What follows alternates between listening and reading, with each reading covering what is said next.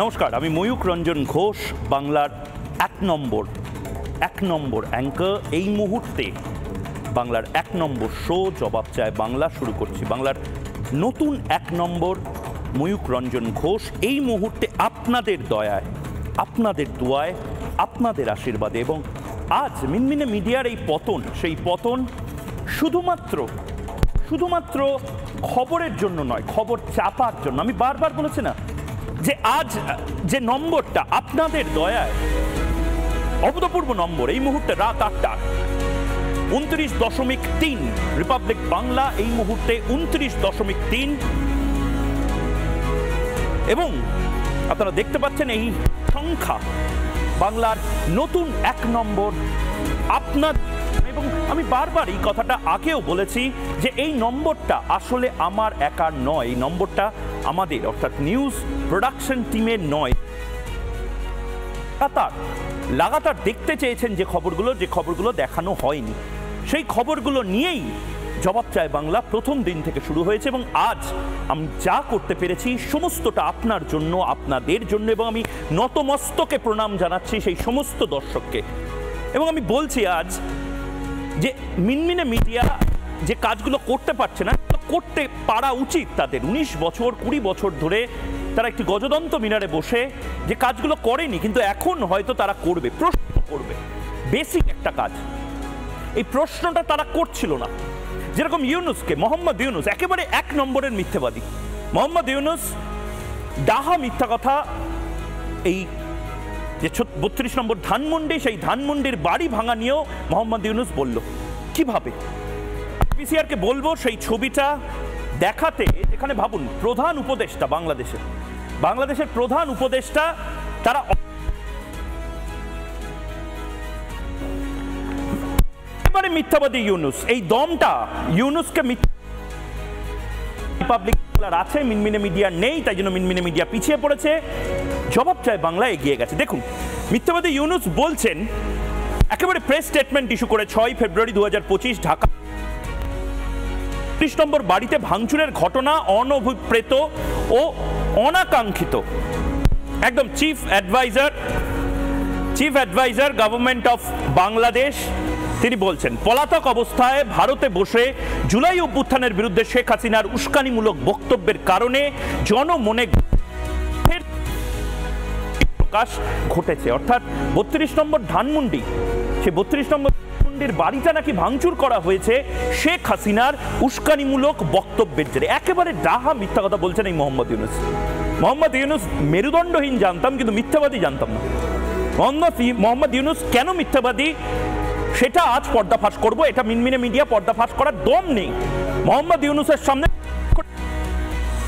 যদি রিপাবলিক বাংলা না আসতো, মোহাম্মদ ইউনুস, জিহাদি, জামাতি এদেরকে কেউ প্রশ্ন করার থাকতো না। কেন বলছে এই কথাটা দেখুন ভালো করে। আমি ক্লিপিংস আপনাদের দেখাবো, সোশ্যাল মিডিয়া জুড়ে সেই ক্লিপিংসগুলো ছিল। একদম প্রথমে জনকণ্ঠ বলে বাংলাদেশ মিডিয়া সৌজন্যে জনকণ্ঠ তাদের পেজে 32 ঘন্টা আগে অর্থাৎ কাল সন্ধে 7টায় মার্চ টু ধানমন্ডি 32 মিছিল, আজ রাত 8টায়। এটা ঘোষিত ছিল। দেখুন এই মুহূর্তে যদি রাত 8টার সময় মার্চ টু ধানমন্ডি ঘোষিত হয়, তাহলে পুলিশ, দমকল কি করছিল? এক নম্বরের মিথ্যাবাদী এই মোহাম্মদ ইউনুস। ভাঙচুরের সময় আগেই নির্ধারিত ছিল, মোহাম্মদ ইউনুস এটা জানতেন, তারপরেও মোহাম্মদ ইউনুস ভাঙচুরটা হতে দিয়েছেন।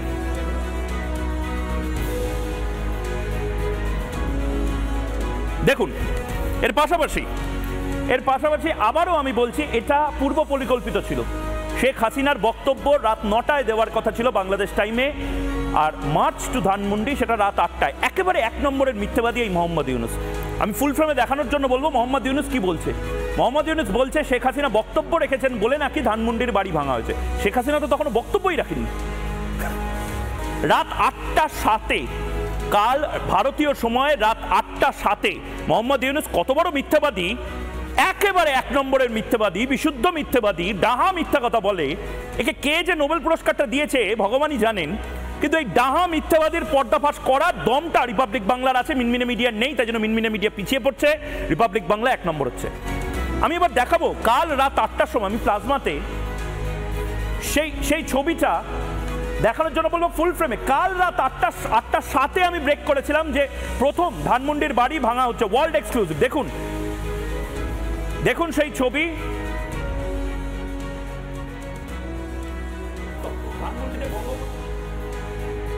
কাল রাত 8:09, গতকাল রাত 8:09 ধানমন্ডির 32 নম্বর বাড়ি যে ভাঙচুর করা হচ্ছে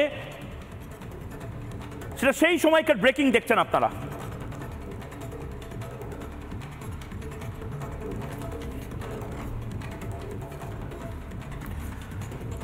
দেখুন আমি পিসিআরকে বলবো এই মুহূর্তে একদম প্লাজমাতে দেখানোর জন্য। দেখুন এই যে ছবিটা, এটা নির্দিষ্টভাবে গোটা বাংলাদেশ এটা আমি চালালাম একটাই কারণে, এই যে প্লাজমা এটা দেখছেন, এটা গতকাল রাত 8:09 ভারতীয় সময় রাত 8:09 ছবি, অর্থাৎ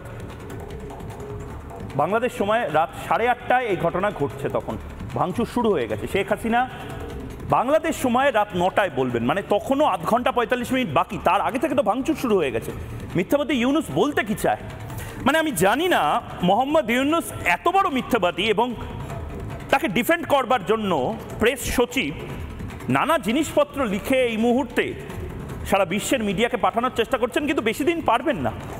প্রেস সচিব গাল ভরা কথাবার্তা আমাকে বলার জন্য এসেছিলেন, কিন্তু প্রেস সচিবের যে বক্তব্য, আমাকে ইনভাইট করেছিলেন প্রেস সচিব বাংলাদেশে এসে দেখে যেতে বাংলাদেশের পরিস্থিতি কি, তার ঠিক একদিন পরে বাংলাদেশে মুজিবুর রহমানের শেষ স্মৃতিটাও নষ্ট করে দেওয়া হলো। না দমকল ছিল, না পুলিশ ছিল। আর প্রেস সচিব বা বাংলাদেশ সরকারের প্রধান উপদেষ্টা তারা বলছে শেখ হাসিনার জন্য নাকি হয়েছে। আরে শেখ হাসিনার জন্য কি মোহাম্মদ ইউনুসও প্রধান উপদেষ্টা হয়েছে নাকি? দেখুন প্রেস সচিব আমাকে কি বলেছিলেন সেদিন। আমি আপনাকে ইনভাইট করছি, আপনি বাংলাদেশে আসেন, আমি আপনাকে গাইডেড ট্যুর করব না, আপনি বাংলাদেশে এসে আপনার মতো আপনি ঘুরে বেড়ান, একটা মাস দেখেন বাংলাদেশে, আপনি খুবই পরিচিত মুখ, আপনাকে সবাই চিনে, আপনি এসে সবার সাথে কথা বলেন, দেখেন বাংলাদেশের সোসাইটিটা কিরকম, বাংলাদেশের প্লুরালিজম কি রকম আছে, আপনি এসে দেখে যান। আমি জানি না আমার কলিগ হিন্দু আছে, না না আমি আমাদের দেশে হিন্দু, বৌদ্ধ, শিখ, জৈন, পারসিক সবাই আছে। ওই তো একটা হঠাৎ কোথা থেকে, এটাকে আমার অথেন্টিসিটিও তো আমার দেখতে হবে, এটা ঠিক কিনা আপনি যেটা দেখাচ্ছেন সেটা কিন্তু আমাকে দেখতে হবে, দেখে আমি বলবো। আমি আপনাকে, আপনি তো আমাকে অন এয়ার ইনভিটেশন দিলেন বাংলাদেশে, আমি যাব, বাংলাদেশে কেন যাব না, বাংলাদেশ আমার প্রতিবেশী। কিন্তু আমিও আপনাকে অন এয়ার বলছি বাংলাদেশের প্রেস উইং বা প্রধান উপদেষ্টার প্রেস উইং যে ফ্যাক্ট চেক গুলো করছে, দয়া করে এগুলো ফ্যাক্ট চেক করে বলুন না। আমি আবারও বলছি মোহাম্মদ ইউনুস এত বড় মিথ্যা কথা বলছেন, এত বড় মিথ্যা কথা তার প্রেস উইং বলছে বা প্রেস সচিব। এখনও আমি চেষ্টা করব প্রেস সচিবকে, তিনি যদি আমার সাথে কথা বলেন, তিনি বলেছিলেন যে কোনো সময় যে কোনো বিষয়ে ফ্যাক্ট চেকের জন্য প্রেস সচিবকে কন্ট্যাক্ট করা যাবে। আজকে আমি কন্ট্যাক্ট করতে চাইছি যে এত বড় মিথ্যা কথাটা কি করে প্রধান উপদেষ্টা বলছেন। প্রধান উপদেষ্টা বলছেন শেখ হাসিনার জন্য নাকি এই সমস্তটা হয়েছে। শেখ হাসিনা তো তখনও কথা বলাই শুরু করেনি। যা হয়েছে মেটিকুলাসলি ডিজাইন এবং প্ল্যান্ড। মোহাম্মদ ইউনুস বলেছিলেন না যে গোটা জুলাই অভ্যুত্থান বা জুলাইয়ের যে জিহাদিদের দাপাদাপি সেটা মেটিকুলাসলি ডিজাইন। আমি আজ বলছি কালকের 32 নম্বর ধানমন্ডির ভাঙাটা মেটিকুলাসলি ডিজাইন, এবং দেখুন সেই ঝলক।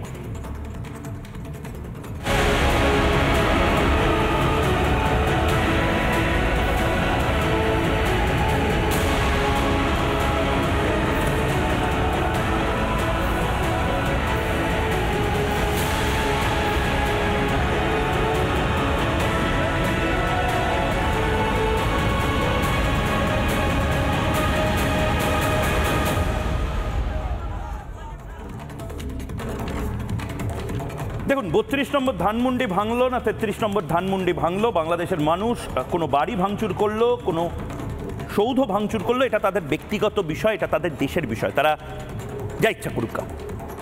কিন্তু বিষয়টা হলো ভারত চুপ করে থাকতে পারবে না। কেন আমি বারবার বলছি, ভারত সরকারের বা প্রধানমন্ত্রী নরেন্দ্র মোদীর, এমনকি প্রেসিডেন্ট ডোনাল্ড ট্রাম্পের ইসরায়েলের নেতানয়াহুর কেন এই জিনিসটা নিয়ে অবিলম্বে নড়ে চড়ে বসা উচিত তার কিছু ছবি দেখাবো। ভারতের অবিলম্বে বাংলাদেশকে বিপর্যস্ত এবং বিপজ্জনক এলাকা ঘোষণা করা উচিত নিজেদের ইন্টারনাল সিকিউরিটির জন্য, যেভাবে আমেরিকা আফগানিস্তানকে করেছিল, ইসরায়েল প্যালেস্টাইন বা সিরিয়াকে করেছে, ঠিক সেভাবেই ভারতের উচিত। দেখুন, আমি প্রথম ছবি এই মুহূর্তে দেখাচ্ছি।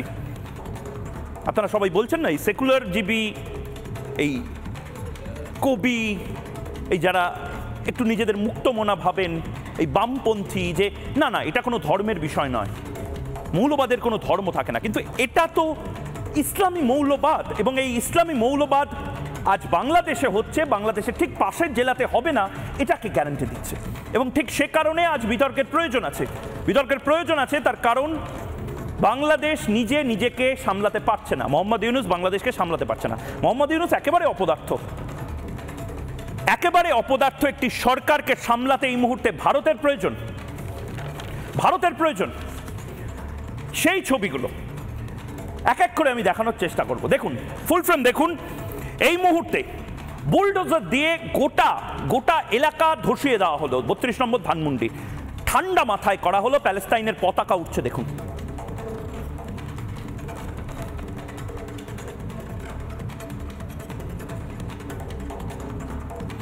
দেখুন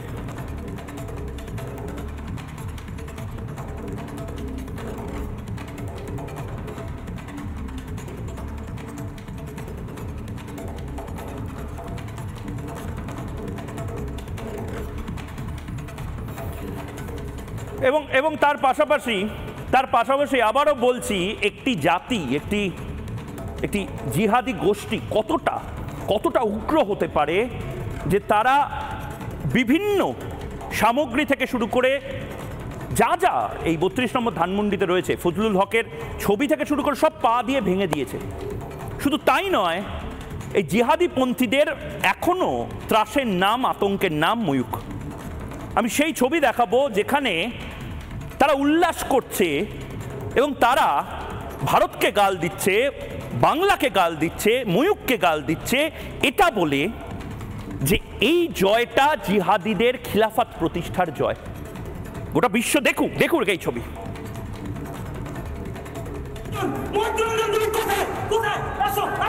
দেখে যাও 32 আর নেই আর 32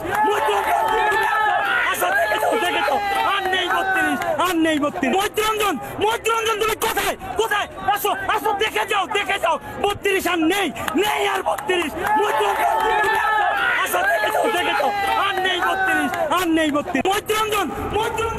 এবং সেটাই তারা করেছে। নেই, থাকবে না 32 বলে তারা বিভিন্ন জায়গাতে লিখে দিয়েছে। আমি তো আবারও বলছি, বাংলাদেশ কি থাকবে? পূর্ব পাকিস্তানে পরিণত হয়েছে এই বাংলাদেশ, সেই বাংলাদেশ কি থাকবে? আমি জানি না। এবং ঠিক সেই জায়গা থেকে আজ যারা রয়েছেন আমার সঙ্গে, তাদের সাথে বিতর্ক করব এবং এই বিতর্কটার খুব প্রয়োজন আছে এই মুহূর্তে। যারা রয়েছেন তাদের সাথে আলাপ করিয়ে দেবো। রয়েছেন ডক্টর জাহিদুল বারী, ইউনুসপন্থী চিকিৎসক, মানস ভট্টাচার্য লেখক এই মুহূর্তে রয়েছেন, আরিফা রহমান রুমা আওয়ামী লীগ নেত্রী রয়েছেন, এবং দীপাঞ্জন চক্রবর্তী প্রাক্তন ইন্টেলিজেন্স কর্তা রয়েছেন। আমি প্রত্যেকের কাছে যাব, কিন্তু জাহিদুল বারী আপনার কাছে যাচ্ছি। জাহিদুল বারী, যেটা চলছে বাংলাদেশে আপনাদের হাতের বাইরে বেরিয়ে গেছে। আপনারা এবং প্রেস সচিব থেকে শুরু করে অনেকে আমাকে অনেক প্রতিশ্রুতি দিয়েছিলেন, কিন্তু আপনারা পেরে উঠছেন না। ভারতকে এবার সামাল দিতে হবে মনে হচ্ছে। কোনো কারণ নেই, পেরে না ওঠার কোনো কারণ নেই। এটা কি চললো 32 নম্বর ধানমন্ডিতে? কি চললো? শেখ মুজিবুর রহমানের বাড়িতে যে ঘটনাটা ঘটেছে এটার একটা প্রেক্ষাপট আছে। শেখ মুজিবুর রহমানের অযোগ্য কন্যা, যিনি বাংলাদেশকে ভারতের কররাজ্যে পরিণত করেছিলেন, সেই শেখ হাসিনা, পতিত সরকার শেখ হাসিনা যখন পালিয়ে যাওয়ার পরে 6 মাস পরেও শেখ হাসিনার লজ্জা হলো না। নির্লজ্জ শেখ হাসিনা যখন গতকালকে বলল যে আমি ছাত্র জনতার উদ্দেশ্যে ভাষণ দেব, তখন তো ছাত্র জনতা খেপবে। আপনি যখন মৌমাছির চাকে ঢিল মারবেন, তখন মৌমাছি কি আপনাকে চুমু দিবে? ময়ূখ দাদা, মৌমাছি আপনাকে ভুল ফুটিয়ে দিবে। তো আমাদের ছাত্র জনতা এটি প্রমাণ করেছে যে তারা ঐক্যবদ্ধ, তারা বাংলাদেশের স্বাধীনতা, সার্বভৌমত্ব এবং বাংলাদেশের উন্নয়নের ব্যাপারে তারা ঐক্যবদ্ধ। বাংলাদেশে অন্য কোনো দেশের দাদাগিরি এদেশের ছাত্র জনতা 32 নম্বর ধানমন্ডিতে কোন দেশের দাদাগিরি হয়েছিল? 32 নম্বর ধানমন্ডিতে কোন দেশের দাদাগিরি হয়েছিল? আপনারা এরকম ভাবে জাস্টিফাই কি করে করেন? মানে আপনারা কি টিক্কা খানকে ভুলে গেছেন? আপনারা পাকিস্তানিদের মতন কথা বলছেন। আমি শেখ হাসিনা মানে এখনো হয়তো উনি প্রধানমন্ত্রী আছেন, সাথে আমাদের তুলনা হয় না। না আমি বলছি উনি বা আওয়ামী লীগ দাবি করেন যে অবৈধ সরকার চলছে এবং শেখ হাসিনাই প্রধানমন্ত্রী। আমি বলছি বিতর্কিত প্রধানমন্ত্রী শেখ হাসিনা, শেখ হাসিনার পদত্যাগ পত্র কোথায়? শেখ হাসিনার পদত্যাগ পত্র কোথায়? আরে শেখ হাসিনার পদত্যাগ পত্রটা প্রেস সচিব বা ইউনূস সরকার দেখিয়ে দিক না। পদত্যাগ পত্র আছে আপনার কাছে? আপনারা তো এত কিছু হোয়াটসঅ্যাপে ফরওয়ার্ড করেন, আমাকে করেন না। শেখ হাসিনার পদত্যাগ পত্রটা কোথায় দাদা? মহিলা স্বামী ছেড়ে অন্য স্বামীর ঘরে চলে যায়, তখন তার যা ইচ্ছা বলতে পারেন, এর থেকে আপনাদের রুচি বোঝা যাচ্ছে। কিন্তু বেশি চিন্তা করবেন না। আপনাদের ওই যে বলা হয় না, মানে আপনি নিজে তো চিকিৎসক, তাই জন্য বলছি, পেশেন্ট খুব খারাপ অবস্থায় রয়েছে, চিন্তা করবেন না। আপনাদের যেরকম বাংলাদেশিদেরকে আমরা বাইপাসের ধারের হাসপাতালে ভর্তি করাই, আইসিইউতে দিই, ভেন্টিলেশনে দিই, অক্সিজেন সাপোর্ট দিই, এই মুহূর্তে গোটা বাংলাদেশ অসুস্থ, ইমিডিয়েটলি ভারতের ইন্টারভেন করা উচিত। ক্রিটিক্যাল কেয়ার মেডিসিনে এই মুহূর্তে বাংলাদেশকে ঢোকানো উচিত, এগিয়ে যাবে। আমার তো মনে হয় একটা মেডিকেল বোর্ড গঠন করা উচিত। সেই মেডিকেল বোর্ডে ভারত থাকবে, আমেরিকা থাকবে, ইসরায়েল থাকবে। প্রফেসর ডক্টর ইউনূসের নেতৃত্বে ডক্টর ইউনূস একজন মিথ্যাবাদী, এটা মানতে শিখুন। ডক্টর ইউনূস লিখছেন যে শেখ হাসিনার উস্কানিমূলক বক্তব্যের জন্য নাকি 32 নম্বর ধানমন্ডিটা ভাঙা হয়েছে। ডাহা মিথ্যা কথা। আমি কাল রাত 8টার সাথে শেখ হাসিনা মিথ্যা শিখিয়ে জাহিদুল দা কাল রাত 8:07 ভারতীয় সময়, কাল রাত 8:07 থেকে 8:09 টানা আমি দেখালাম যে ধানমন্ডি ভাঙাটা চলছে। শেখ হাসিনা জবাব চাই বাংলা যখন শেষ হয় ভারতে, রাত 9টার সময় শেখ হাসিনা বলতে উঠলেন। শেখ হাসিনা বলার 8 ঘন্টা 45 মিনিট আগে থেকে তো ভাঙচুর শুরু হয়েছে, প্রায় জ্বালিয়ে দেওয়া হয়েছে বাড়িটা। কি বলছেন? মেটিকুলাসলি ডিজাইন একটা জিনিসকে আপনারা ডিফেন্ড করছেন। ভুলে যাবেন না, কাল যদি আবার সরকার পরিবর্তন হয়, আপনার বাড়িও নিশ্চিত থাকবে না হয়তো। ছাত্রলীগ যখন গোপনে এটা যখন প্রচার করেছে যে আমাদের নেত্রী আজকে আমাদের সাথে কথা বলবে, তখন ছাত্র জনতা গর্জে উঠেছে, কারণ ছাত্রলীগ এদেশে নিষিদ্ধ। একটা নিষিদ্ধ এত অশিক্ষিত কি করে হয় ছাত্ররা কোন স্কুলে পড়েছে? জাহিদুল দা, ছাত্ররা কোন স্কুলে পড়েছে? ভারত থেকে তো নিশ্চয়ই টিচারও পাঠাতে হবে। এত অশিক্ষিত নিশ্চয়ই ছাত্রদের আমরা বাংলাদেশে দেখিনি। বাংলাদেশের কবি, সাহিত্যিক, সিঙ্গার, মিউজিশিয়ান, তাদেরকে রেসপেক্ট করতাম আমরা। এত শিক্ষা ভরে কি করে বাংলাদেশে নতুন করে একটা দেশ চলছে? আপনারা সেই সকল কবি সাহিত্যিকদের রেসপেক্ট করতেন যারা আপনাদের রুটি খেয়ে আপনাদের গুণ গাইতো, আপনাদের না, যারা গজওয়াতুল হিন্দের কথা বলবে না, যারা পাকিস্তানের সাথে মিশে যাওয়ার কথা বলবে না, সেই বাংলাদেশিদেরকে আমরা আগেও সম্মান করতাম, আজও সম্মান করি। আমি তো বুঝতেই পারছি না। আচ্ছা, পাকিস্তান আপনার দেশের মা বোনেদের ধর্ষণ করেছিল তো না? সেটাও করেনি। পাকিস্তান আপনার দেশে কয়েক লক্ষ জারজ সন্তান বা চিলড্রেন অফ ওয়ার তৈরি করে গেছিল তো না? করেনি সেটাও। মানে এখন আপনারা বলবেন সেটাও মিথ্যা কথা। এখানে পাকিস্তান তুলছেন কেন? ওই দেখুন, পাকিস্তান বললে পাকিস্তান কে হয় বাবা আপনার? পাকিস্তান আপনার জ্যাঠামশাই হয় না জামাই হয়? পাকিস্তানকে তো জামাইয়ের মতন ভাবছেন। পাকিস্তান কি আপনার ভাস্তা হয় নাকি ভাগ্নে হয়? এত পাকিস্তান নাম শুনলেই লজ্জা পেয়ে যাচ্ছেন কেন? পাকিস্তান আমার ভাগ্নে না, পাকিস্তান আমার মামা না, পাকিস্তান আমার শত্রু। পাকিস্তানকে আমরা বিতাড়িত করেছি। পাকিস্তান শত্রু আর শত্রুর মুখে চুমু খাচ্ছেন। স্টকহোম সিনড্রোম বলে একটা কথা আছে। আপনি তো চিকিৎসক, আপনি জানবেন নিশ্চয়ই। আর যারা জানে না বাংলাদেশে গুগল করে নিন। স্টকহোম সিনড্রোম বলে একটা ব্যাপার আছে, যে সেই শত্রু অত্যাচার করছে তাকেই ভালোবাসি করছেন। আপনাদের তো গোটা দেশটা এখন স্টকহোম সিনড্রোমে আতঙ্কে ভুগছে। কি শুরু করেছেন একটা গোটা দেশকে? আগে সার্কাস ছিল, ঠিক ছিল, এখন তো পিশাচপুরি হয়ে গেছে বাংলাদেশ। কি শুরু করেছেন? দেখুন জাহিদুল সাহেব, আমি বাকিদের কাছে যাব, কিন্তু তার আগে আপনারা আপনাদের দেশে কোন বাড়ি ভাঙবেন, কোন বাড়ি গড়বেন, কোন বাড়ির নিচ থেকে কি পাবেন, এগুলো সব আপনাদের বিষয়। 71 সালে দেশটাকে স্বাধীন করে দিয়েছিলাম আমরা, তারপরে আপনারা কি করেছেন না করেছেন আমরা মাথা ঘামাতে যাই। আপনারা স্বাধীন করে দেন নাই। আরে ইন্ডিয়ান আর্মি তো ছিল না, সেটা পাকিস্তান আর্মি স্বাধীন করেছে। বেশ, পাকিস্তান স্বাধীন করেছে আপনাদের গালে বাবুসোনা করে পাকিস্তান বলেছে টাটা বাই বাই, আমরা যার গেলাম। এদেশের কৃষক জনতা, এদেশের ছাত্র জনতা, অবশ্যই তাদেরকে কি বলতো? তাদেরকে মুক্তিযোদ্ধা বলতো। সেই মুক্তিযোদ্ধাদের বাড়িতে তো আপনারা ভাঙচুর করছেন। মুক্তিযোদ্ধাদের প্রধান যারা, তাদের একজনের মাথায় আপনারা প্রস্রাব করছেন, শেখ মুজিবুর রহমান। শেখ মুজিবুর রহমানকেও চেনেন না এখন নিশ্চয়ই, কোথায় নিয়ে গেছেন? মুক্তিযোদ্ধা না দাদা, না, শেখ মুজিবুর রহমান রাজাকার। পাকিস্তানিদের সাথে শেখ মুজিবুর রহমান রাজাকার, আপনারা মুক্তিযোদ্ধা। তুলে নিয়ে গিয়েছিল। আর শেখ হাসিনা সহ শেখ মুজিবুর রহমানের পরিবার এই কোভিডের মতন মনে হচ্ছে এই মুহূর্তে রেড অ্যালার্ট জারি করতে হবে। রেড অ্যালার্ট জারি করে মহামারী ঘোষণা করতে হবে। মানসিক মহামারী লেগেছে বাংলাদেশে। কোন অধিকার বলে? আমি তো ইনফ্যাক্ট এইবার বলবো কলকাতা শহরের সব ডাক্তারদেরকে হাসপাতাল খালি রাখতে। দেখিয়ে দিন একটা গোটা দেশ যেরকম ভাবে কোমায় উঠে যেতে পারে, আর এই অপদার্থ মোহাম্মদ ইউনুস যে একা দাঁড়িয়ে একটা পেশেন্টকে খারাপ করে দিতে পারে, সেটা বোধহয় মোহাম্মদ ইউনুসকে দেখলে বোঝা যায়। আপনারা তাকে ডিফেন্ড করছেন, লজ্জা লাগা উচিত। আমরা ডক্টর ইউনুসের নেতৃত্বে আরে মেরুদণ্ডহীন ডক্টর ইউনুস, মিথ্যাবাদী ডক্টর ইউনুস ভাবে ইমিউনাইজড হয়েছি। ইমিউনিটি থাকবে না 32। আরে আমি একা যদি এতজনকে চমকাতে পারি, ভারত সরকার যদি সত্যি রিয়াক্ট করতে শুরু করে, আমি জানি না ভারত সরকারের অনেকে নিশ্চয়ই দেখছেন এই মুহূর্তে। আমি তো ভারত সরকারের যারা টপ অফিসার রয়েছে তাদেরকে বলবো দেখতে। গাজা এই মুহূর্তে একটা ব্রেকিং নিউজও এসেছে। গাজা যেভাবে একেবারে উপদ্রুত অঞ্চল, সেই অঞ্চল হিসেবে বিশ্ব মানবতার জন্য একটা থ্রেট হতে পারে বা সন্ত্রাসবাদের জন্য থ্রেট হতে পারে, এবং তার জন্য আফগানিস্তানের পর গাজাকে রক্ষণাবেক্ষণ করার দায়িত্ব নিতে চান ডোনাল্ড ট্রাম্প। ভারত বা আমেরিকা কেন বাংলাদেশকে নেবে না রক্ষণাবেক্ষণ করা? এই মুহূর্তে ব্রেকিং নিউজটা দেখবো একবার। এই মুহূর্তে যে ব্রেকিং নিউজটা আসছে, গাজা ভূখণ্ডের নিয়ন্ত্রণ চান ডোনাল্ড ট্রাম্প।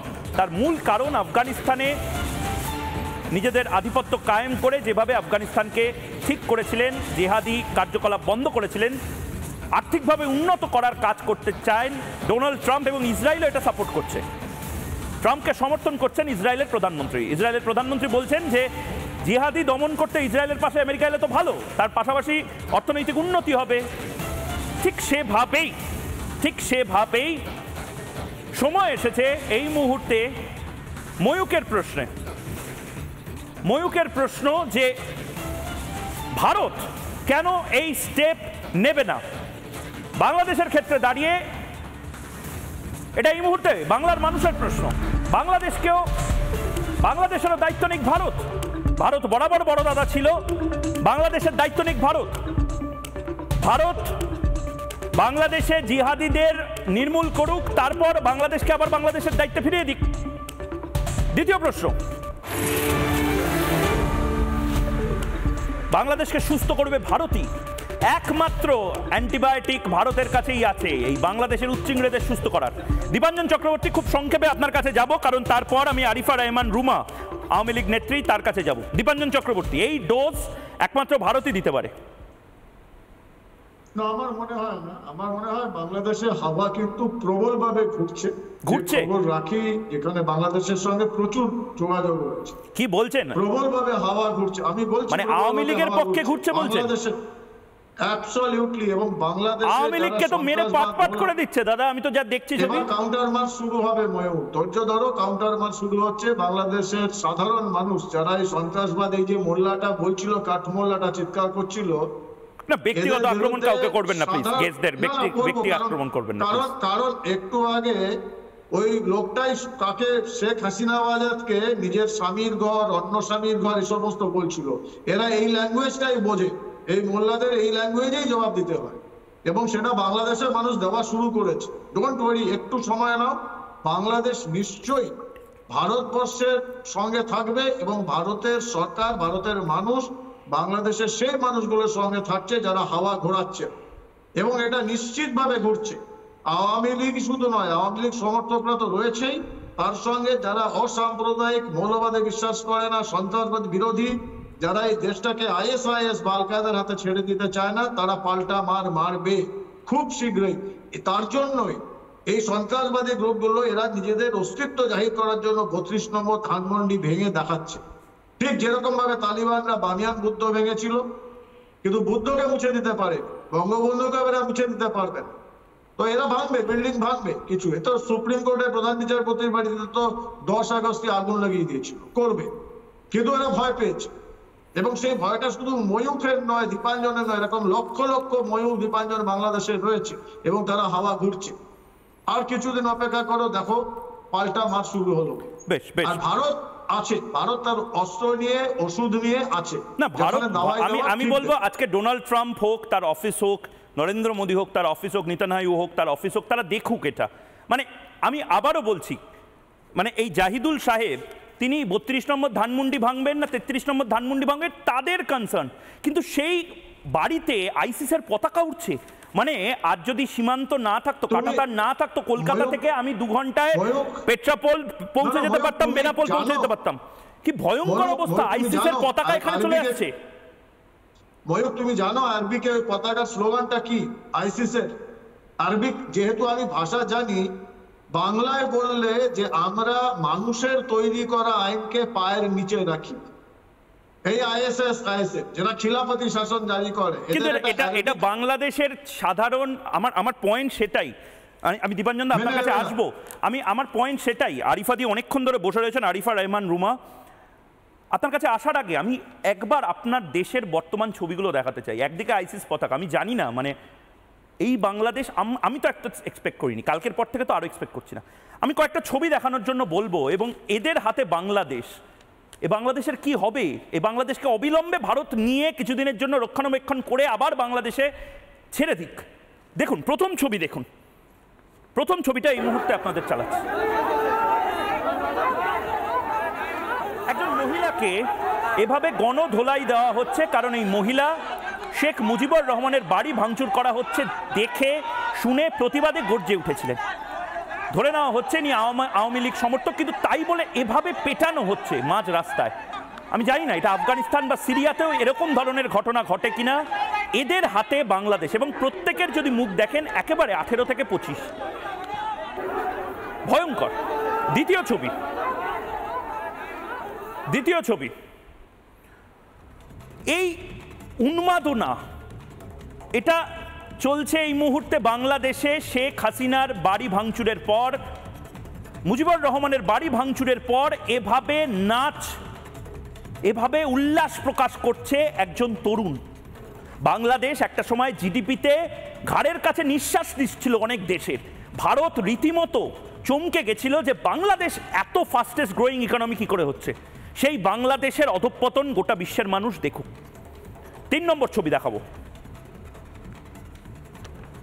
দেখুন নারকেল গাছটা শেখ মুজিবুর রহমানের ধানমন্ডির বাড়িতে বুলডোজার দিয়ে ভেঙে দেওয়া হলো। তারপর নারকেল চুরির জন্য মানুষের হামলে পড়া দেখুন। মানে এরা নারকেলও খেতে পারে না, এদেরকে কি বলবো।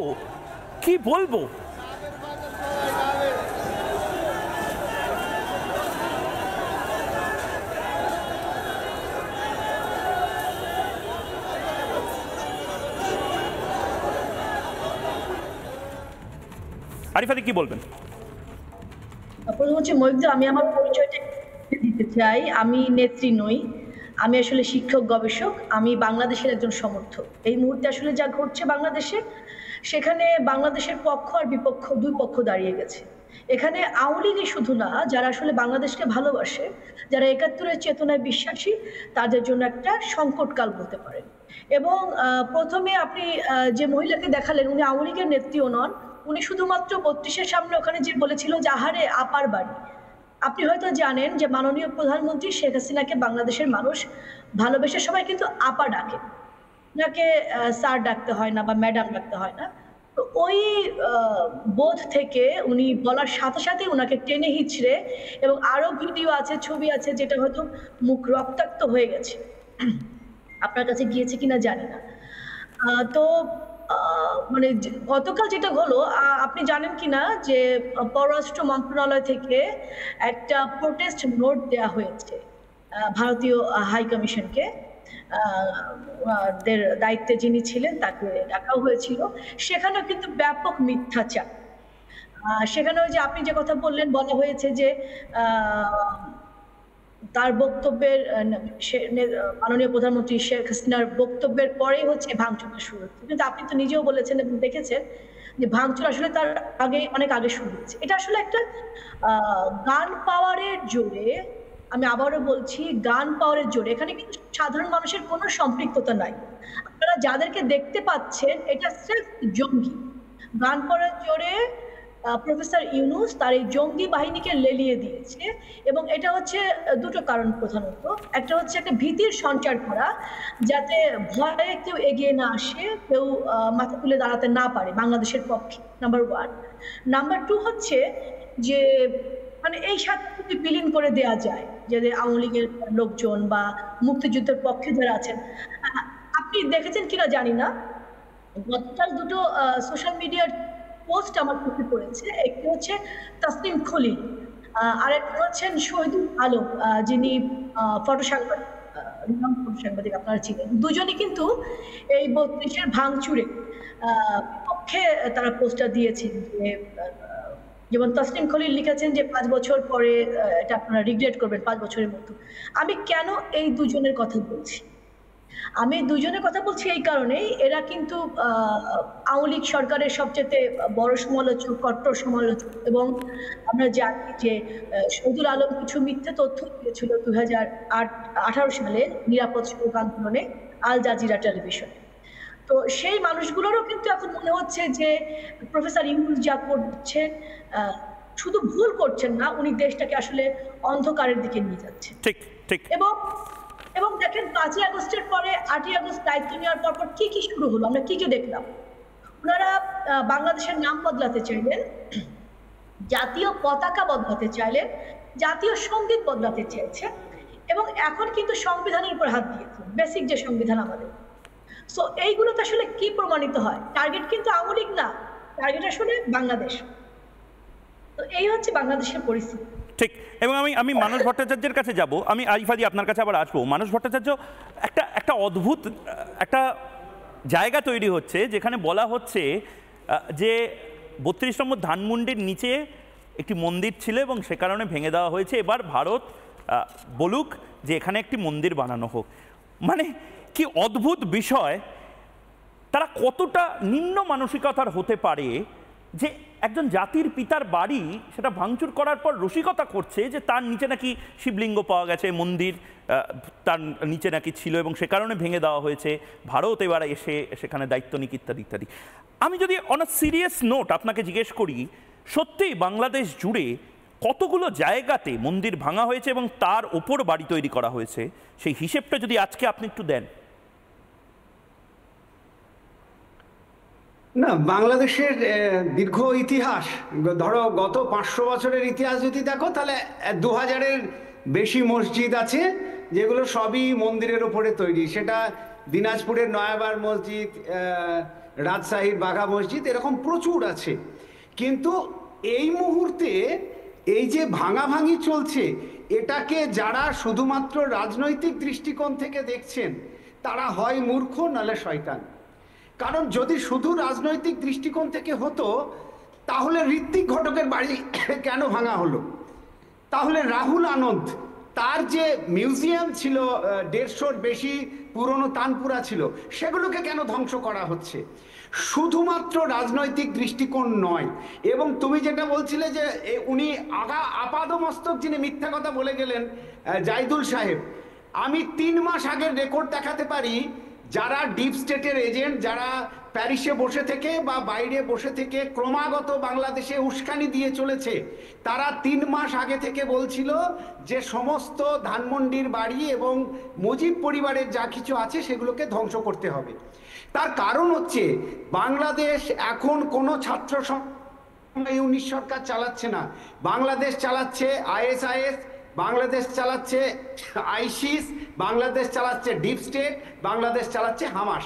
কেন চালাচ্ছে তারও একটা কারণ আছে, সেটা হচ্ছে গাজওয়াতুল হিন্দ কার্যকর করার জন্য যে বাহিনীর ঢোকার কথা ছিল সেটা খোরাসন হয়ে ঢোকার কথা, অন্তত ধর্মগ্রন্থ সে কথাই বলে, অর্থাৎ আফগানিস্তান থেকে। কিন্তু আফগানিস্তানের সঙ্গে ভারতের সম্পর্ক এখন ভীষণ ভালো। তারা বুঝে গেছে যে আফগানিস্তান দিয়ে আর গাজওয়াতুল হিন্দ করা যাবে না, সুতরাং নতুন জঙ্গি ঘাঁটি বানানো হচ্ছে বাংলাদেশকে। আমাদের দ্রুত সাবধান হওয়া দরকার। এবং একটা দেশের সাহিত্য, সংস্কৃতি, তার ঐতিহ্যকে যেভাবে ভুলুণ্ঠিত করা হচ্ছে, দীর্ঘদিন ধরে হয়েছে, সেখান থেকে কিন্তু আমাদেরকে বেরিয়ে আসতে হবে। আমরা যদি সেটা হতে দিই, পাশের বাড়িতে আগুন লেগেছে, আমরা যদি না নেভাই, তাহলে সেই আগুন কিন্তু এবার আমাদেরকে পোড়াবে। এটা আমাদের প্রত্যেকের মাথায় রাখা উচিত। দীপাঞ্জন চক্রবর্তী। হ্যাঁ, দেখুন ব্যাপারটা হচ্ছে, এটা তো যেটা বললেন মানসবাবু, একটু সংশোধন করে দিই। এই সমস্ত সন্ত্রাসবাদী জিহাদি দলগুলো, আল কায়দা হোক, জৈশ-এ মোহাম্মদ হোক বা দায়েশ হোক, এদের যেটা লক্ষ্য সেটা হচ্ছে পূর্ব খোরাসান। এটা আমি বারবার বলেছি। খোরাসান সেই পবিত্র ভূমি যেখানে ফজরের নামাজ পড়া হয়, যেখানে সূর্যের প্রথম আলো গিয়ে পড়ে। যেহেতু পূর্ব দিকে ভারতবর্ষের পূর্ব উত্তর প্রান্ত, বাংলাদেশ ওদের একটা মেন টার্গেট। এবং যে জিনিসটা করে যাচ্ছে এখন ময়ূক, এটা একটা কথা ঠিক বলেছেন মানুষবাবু, যে এর সঙ্গে রাজনীতির সম্পর্ক নেই। তাহলে ঋত্বিক ঘটকের বাড়ি ভাঙতো না, তাহলে রাহুল আনন্দের বাড়ি ভাঙতো না। কারণ রাহুল আনন্দ সে কিন্তু সঙ্গীতকার, এবং ইসলামের খিলাফত শাসনে সঙ্গীত কিন্তু বর্জ্য, নিষিদ্ধ। এবং সেজন্য ওনার যে শয়ে বাদ্যযন্ত্র সেগুলোকে পোড়ানো হয়েছে। উনি তো কোনো রাজনীতির লোক নন, উনি আওয়ামী লীগের সাপোর্টার তাও নন। তো এটা যেটা করছে, এবং ইউনূসের কথা তুমি তো বললি, নতুন করে তো ভাষা নেই। এবং একটা কথা বলি, এই জায়েদুলকে আমি যে ভাষায় বলছিলাম, হয়তো তোমার মনে হয়েছে ওটা ঠিক নয় এরকম ভাবে, কিন্তু এই মানুষগুলো, এই সন্ত্রাসবাদের দালালরা ঠিক এই ভাষাটা বোঝে, এবং আমরা ভারতবর্ষ এই ভাষাতেই ওদের বোঝাবো। জাহিদুল সাহেব বাংলাদেশে যেটা মুখ্য, যেভাবে বলা হচ্ছে, আমি এ ব্যাপারে বলতে চাই, যারা এখন 32 নাম্বার নিয়ে এত কথা বলছেন, এত মানবতা দেখাচ্ছেন, প্রবলেমটা 32 নম্বর নিয়ে না, প্রবলেমটা গোটা বাংলাদেশে একটা সন্ত্রাসবাদী সংগঠন, মৌলবাদী সংগঠনের দাপাদাপি বেড়ে যাওয়া নিয়ে। আইসিসের পতাকা দেখা যাচ্ছে, হামাসের পতাকা দেখা যাচ্ছে। কিভাবে সন্ত্রাসবাদী, মৌলবাদী? আইসিস সন্ত্রাসবাদী নয়। বাংলাদেশের সন্ত্রাসবাদী মাথা চাইনা দিয়ে উঠেছিল তো আওয়ামী লীগের সময়। আচ্ছা, আওয়ামী লীগের সময় আইসিসের পতাকা কি একবারও আওয়ামী লীগের সময় দেখা গেছিল? জমিকে সন্ত্রাসবাদের পূর্ণভূমিতে পরিণত করা হয়েছিল। আর আইএসআই এর কথা যেটা বলছেন, এটা সম্পূর্ণ এডিট করা। আমি এটার প্রতিবাদ করছি। আমি একেবারে দায়িত্ব নিয়ে বলতে পারি, 32 নম্বরে আইএসআই, হামাস কিংবা আফগানিস্তানের কোনো পতাকা ওড়ানো হয় নাই। কিসের পতাকা? এটা তাহলে কিসের ছবি? এটা কিসের ছবি চলছে? এটা এডিট করা ছবি। এটা বাংলাদেশের সংবাদ মাধ্যমের থেকে পাওয়া ছবি। আপনারা বাংলাদেশের সংবাদ মাধ্যমকে ধরুন। বাংলাদেশের সংবাদ মাধ্যম হলো, বাংলাদেশের সবগুলো সংবাদ মাধ্যম কিন্তু বাংলাদেশের পক্ষে না। বাংলাদেশকে গত 16 বছর যারা করায়ত্ত করে রেখেছিল, যাদের দাদাগিরি আজকে ভেঙে যাওয়াতে যারা আজকে এত উত্তেজিত হয়ে উঠেছে, আরিফা রহমান এটা কি ঠিক বলছে? কি বলছেন সংবাদ মাধ্যম রয়েছে, জাহিদুল সাহেব কি বলছেন? আরিফা রহমান তারা এডিট করে এই ছবিগুলো প্রচার করেছে। আমি দায়িত্ব নিয়ে বলতে পারি, বাংলাদেশের ভাষাটা আমরা শুনলাম, হ্যাঁ, সে তাতে বোঝা যাচ্ছে যে উনি আসলে ওনার মানসিকতা, ওনার রুচি সবকিছু মিলে উনি বরাবরই মিথ্যা কথা বলে যাচ্ছে। বাংলাদেশের সংবাদপত্র বরং এখন কথা বলতে পারছে না, একদমই কথা বলতে পারছে না। যা কিছু ঘটছে বাংলাদেশে, তার কোনো কিছু প্রকাশ করতে পারছে না। আপনারা যা দেখতে পাচ্ছেন, এটা 1%ও না, 1%এরও অনেক কম। প্রতিটা বিভাগ, প্রতিটা ইউনিয়ন, প্রতিটা উপজেলা আয়নাঘরে পরিণত হয়েছিল। রাত্রি দিন। আচ্ছা, আয়নাঘরের ছবি দেখান না কেন? আচ্ছা, আয়নাঘরে পরিণত হয়েছিল, আয়নাঘরে কেন সাংবাদিক এবং সাধারণ মানুষের প্রবেশ নিষিদ্ধ করা হলো? আয়নাঘরের ছবি কই? আয়নাঘরের ভিডিও কই? আয়নাঘর দেখাচ্ছেন না কেন? আয়নাঘর কত দেখাচ্ছেন না? বাংলাদেশের মিডিয়াগুলোতে আয়নাঘর দেখানো হচ্ছে। এমনকি আমাদের প্রধান উপদেষ্টা ডক্টর ইউনূস স্যার, তিনি আয়নাঘর পরিদর্শন করেছেন। আপনারা এটা দেখেন নাই? আয়নাঘর তো ওপেন করে দেওয়া হয়েছে, আপনাদের লালিত সেনা অফিসাররাই ওপেন করে দিতে বাধ্য হয়েছে। আয়নাঘরের যার নেতৃত্বে আয়নাঘর গঠন করা হয়েছিল, সেই মেজর জিয়া আপনি তো পুরো বাংলাদেশকে আয়নাঘর বানিয়ে দিয়েছেন। আপনাদের সেই কথিত ভীতিকর আয়নাঘর এখন পুরো বাংলাদেশ। বাংলাদেশের কোন জায়গাটা আয়নাঘর না বলেন? তার বিচার কোন জায়গাটা আয়নাঘর বানাননি আপনারা? আপনাদের কথিত শায়নাঘর কোন জায়গায় না? আমি দুজনকে একটু থামাবো কারণ শেখ হাসিনা তিনি নিজে একটা খুব দামি কথা বলেছেন। শেখ হাসিনা বলেছেন যে পাকিস্তানিরাও এভাবে গুড়িয়ে দেয়নি 32 নম্বর ধানমন্ডিকে। যখন গ্রেপ্তার করা হয়েছিল মুজিবকে তখনও গুড়িয়ে দেওয়া হয়নি, যখন গুলি করে মেরে দেওয়া হয়েছিল গোটা মুজিব পরিবারকে তখনও গোটা বাড়িটাকে অক্ষত রেখেছিল। এরা বোধহয় পাকিস্তানিদের থেকেও বর্বর। শুনুন শেখ হাসিনা কাল সোশ্যাল মিডিয়ায় ভাইরাল হওয়া সেই ক্লিপে কি বলেছিলেন অজ্ঞাত পরিচয় একটি জায়গা থেকে। ওই ধানমন্ডি 32 নম্বর বাড়ি, যেখান থেকে জাতির পিতা স্বাধীনতার ঘোষণা দিয়েছিলেন, পাকিস্তানি হানাদার বাহিনী তাকে গ্রেপ্তার করে নিয়ে গেছিল এই ঘটনার পর। তখন এই বাড়িটা তারা লুটপাট করেছিল, কিন্তু আগুন দিয়ে পোড়ায়নি, ভাঙেনি। এই বাড়িতে বসেই তিনি কিন্তু বাংলাদেশের এই বিধ্বস্ত বাংলাদেশকে গড়ে তোলেন। মানস ভট্টাচার্য কি বলবেন শেষ 10 সেকেন্ড? মানে এরা কি এতটাই বর্বরে পরিণত হয়েছে? ওই যে জায়েদুল সাহেব যেভাবে বলছেন, প্রথম কথা হচ্ছে যে ওখানকার যে মেট্রো লাইন চলে ঢাকাতে, তার টিকিট এখন ভারত থেকে যায়। উনি কি মেট্রো রেলে ঘুরিয়ে দেবেন? পদ্মা সেতু হাসিনার তৈরি, সবাই জানেন শেখ হাসিনার তৈরি। ওনাদের যেভাবে মানসিকতা, উনি কি পদ্মা সেতু ভেঙে দেবেন? বাংলাদেশের যে স্যাটেলাইট যাতে গোটা বাংলাদেশের মোবাইল চলে, সেটার নাম বঙ্গবন্ধু স্যাটেলাইট, উনি কি স্যাটেলাইটটা বন্ধ করে দেবেন? মানে এই পর্যায়ে কি যাচ্ছেন উনি, সেটা জানতে চাই ওনার কাছে। আমি সেই প্রসঙ্গগুলো জাহিদুল সাহেবকে বলে আর বিব্রত করলাম না, কিন্তু বাংলাদেশের এই মুহূর্তে একটা ট্রিটমেন্টের দরকার আছে। বাংলাদেশিদের আর ট্রিটমেন্টের দরকার নেই, বাংলাদেশিরা সুস্থ আছে, কিন্তু গোটা বাংলাদেশকে যদি ট্রিটমেন্ট দেওয়া যায়, ভারত যদি সেই ট্রিটমেন্টটা বা সেই দাওয়াইটা যদি দিতে পারে, বাংলাদেশ বোধহয় সুস্থ হবে।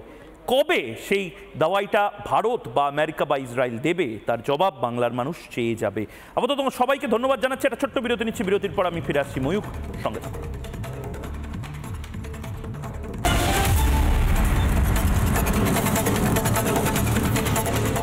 নানা ধরনের কন্টেন্ট দেখার জন্য লাইক করুন, শেয়ার করুন আমাদের ফেসবুক পেজ, সাবস্ক্রাইব করুন আমাদের ইউটিউব চ্যানেল। পাশাপাশি অন্যান্য ব্রেকিং নিউজের জন্য অবশ্যই চোখ রাখুন রিপাবলিক বাংলায়।